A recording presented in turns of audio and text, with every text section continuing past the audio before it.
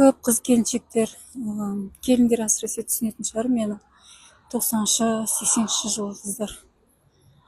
Өйткені біз кішкентай кезімізден қыз балаға күлуге болмайды, қыз балаға еркектің алдынан кесіп өтуге болмайды, қыз балаға ер адамның көзіне тік қарауға болмайды, қыз балаға ашық-шашық киінуге болмайды.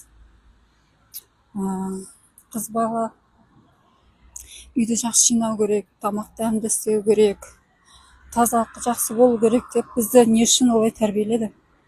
Өйткені ертең ана боласың, басқа біреудің үйіне келін болып барасың, мені жерге қалдырма деп, анамыз ұят болады деп бізді солай тәрбиеледі.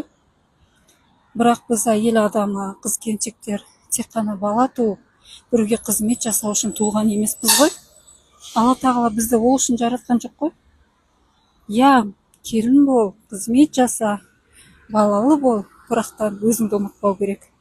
Іштегі потенциалды шығару керек. Өйткені әйел адамы тек қана бала туып, үйдің бытовухасымен отыра берсе, ол шаршайды, ауру болып шығады денесіне. Іштегі потенциалды шығармаса, денесіне ауру болып шығады. Қазір байқайсыздар ма, көптеген аналар, енелеріміз көп ауырады. Не үшін ондай болады? Не үшін ауыра береді?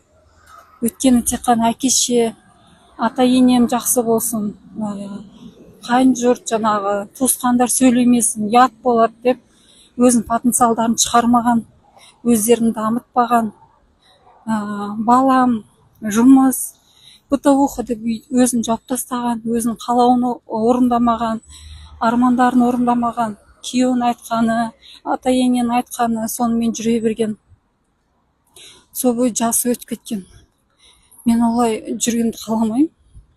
Өмір бақи жаңа қызмет істеп, бала туып үйде отыру, ондай болғанды қаламаймын. Барлық адамзаттың, ер болсын, әйел болсын, барлығы даму керек. Іштегі потенциалын шығару керек. Іште қаншама өнерлер бар шығар, сіз оны білмейтін.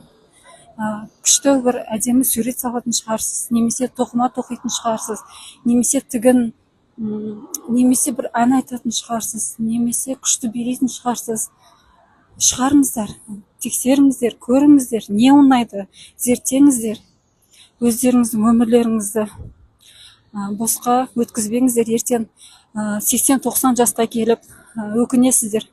Жас кезімде бармаппын, оқымаппын, жүрмеппін, жаңағы ұнайтын заттарымды істемеппін, ел жер көрмеппін деп өкініп ренжитін боласыздар, жылайсыздар. Сол үшін барынша дамуға, өзімізді зерттеуге, іштегі қабілеттерді шығаруға тырысайық.